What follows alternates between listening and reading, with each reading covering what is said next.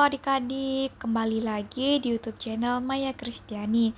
Nah, di video kali ini kita akan belajar tentang panca indera pada manusia. Nah, sebelum kita lanjut ke materinya, adik-adik jangan lupa untuk menekan tombol like, comment, and subscribe agar tidak ketinggalan video selanjutnya. Panca indera manusia. Indera yang memungkinkan kita untuk menyelidiki dunia sekitar kita. Masing-masing dari indera memiliki tujuan yang berbeda dan menambah pemahaman kita terhadap dunia luar. Nah, di sini ada panca indera penglihatan, yang kedua pendengaran, yang ketiga penciuman, yang tiga perasa, dan yang terakhir ada peraba. Nah, kita masuk yang pertama yaitu indera penglihatan. Bagi sebagian besar dari kita, ini adalah hal yang paling penting karena memungkinkan kita melihat dan berinteraksi dengan dunia di sekitar kita. Otak menafsirkan cahaya menjadi gambar setelah ditangkap oleh mata yang merupakan organ penglihatan. Nah, di sini indera ini juga memungkinkan kita untuk melihat dan mengenali objek, warna, dan bentuk serta pergerakan di sekitar kita. Nah, di sini ada struktur dan proses indera penglihatan. Yang pertama ada mata. Mata adalah organ utama yang berfungsi untuk menerima rangsangan cahaya dan mengubahnya menjadi sinyal listrik yang dapat diproses oleh otak. Mata terdiri dari beberapa bagian yang masing-masing memiliki fungsi tertentu. Yang pertama ada kornea, yang kedua pupil, yang ketiga iris, yang keempat lensa, yang kelima retina, dan yang terakhir ada saraf optik. Nah, yang kedua ada fungsi retina. Retina memiliki dua jenis sel fototerespor. Yang pertama ada sel batang. Nah, terdapat dalam jumlah yang lebih banyak dan fungsi untuk penglihatan dalam kondisi cahaya rendah. Namun, sel batang tidak mendeteksi warna. Yang kedua ada sel kerucut. Bertanggung jawab untuk penglihatan warna dan mendeteksi detail yang lebih halus dan cahaya terang. Dan yang ketiga ada proses penglihatan. Cahaya dari objek yang ada di sekitar kita masuk melalui kornea dan pupil. Nah, setelah itu cahaya difokuskan oleh lensa ke retina, di mana fotorespor atau sel batang dan kerucut akan merespon cahaya tersebut. Dan yang terakhir ada pengolahan visual di otak. Setelah sinyal diterima oleh otak, otak akan memproses informasi yang melibatkan identifikasi objek, warna, kedalaman, gerakan, dan serta jarak dan objek. Penglihatan ini juga melibatkan bagian otak yang berbeda, termasuk korteks visual primer dan sekunder, yang memungkinkan kita untuk memahami makna dari yang diterima.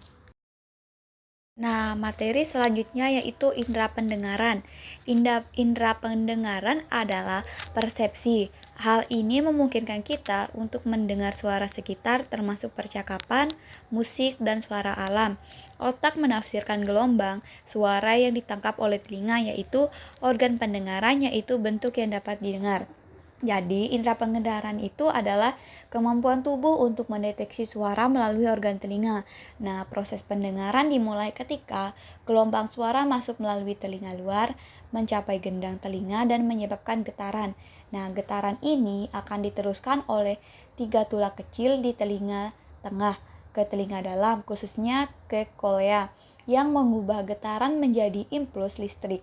Impuls ini kemudian akan dikirim ke otak melalui saraf pendengaran untuk diproses sebagian suara. Nah, di sini ada struktur telinga.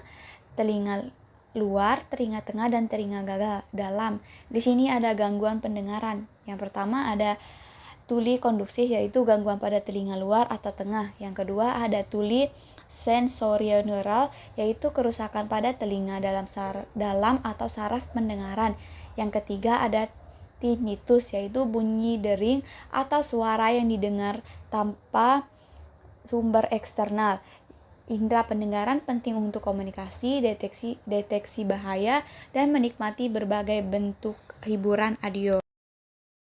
Nah, yang ketiga ada indera penciuman. Penciuman adalah indera yang kita miliki. Hal ini memungkinkan kita mendeteksi bau dari luar lingkungan, termasuk bau makanan, bunga, dan polutan. Hidung dianggap sebagai organ penciuman karena mampu mendeteksi dan mengidentifikasi aroma dengan mengirimkan molekul aroma ke otak. Jadi, indera penciuman itu kemampuan tubuh untuk mendeteksi bau dan zat kimia yang ada di luar hidung. Nah, di sini ada struktur dan proses penciuman. Yang pertama ada hidung. Udara yang mengandung molekul bau masuk melalui lubang hidung.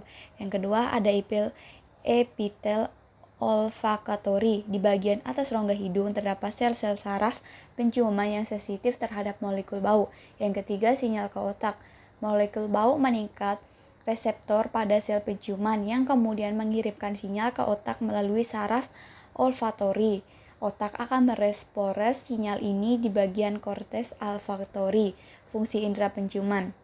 Ada 3, yang pertama mengidentifikasi bau makanan, minuman atau benda. Yang kedua mendeteksi bau berbahaya, misalnya gas atau asap. Yang ketiga berperan dalam pengalaman rasa karena penciuman dan perasa sangat saling terkait. Selanjutnya ada indera perasa. Kemampuan adalah kualitas rasa. Hal ini memungkinkan kita mengukur bagaimana rasa makanan dan minuman. Sebagai organ pengecap, lidah mempunyai reseptor pengecap yang mampu mengenali rasa manis, asam, asin, pahit, dan gurih. Jadi, indera perasa itu adalah kemampuan tubuh untuk mendeteksi rasa makanan melalui lidah.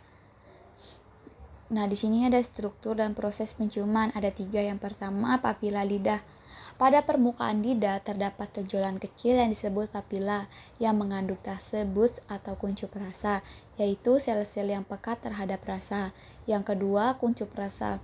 Kuncup rasa terdiri dari sel-sel reseptor yang mengidentifikasi berbagai rasa ketika kita makan. Zat kimia dari makanan berinteraksi dengan kuncup rasa dan menghasilkan sinyal listrik. Yang ketiga, sinyal ke otak. Sinyal dari kuncup rasa dikirim ke otak melalui saraf perasa, saraf facialis, glosopilgeal, dan vagus. Otak kemudian memproses informasi rasa yang diterima. Selanjutnya ada fungsi indera perasa, mengidentifikasi rasa makanan yang membantu dalam memilih makanan yang bergizi atau menghindari makanan berbahaya.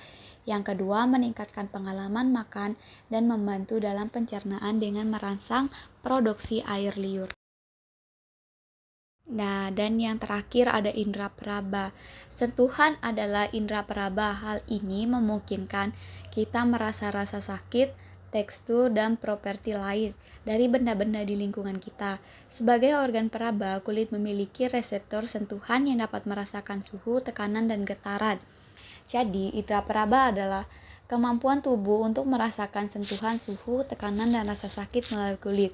Kulit itu adalah organ terbesar yang berfungsi sebagai indera peraba dengan berbagai jenis reseptor yang sensitif terhadap rangsangan fisik.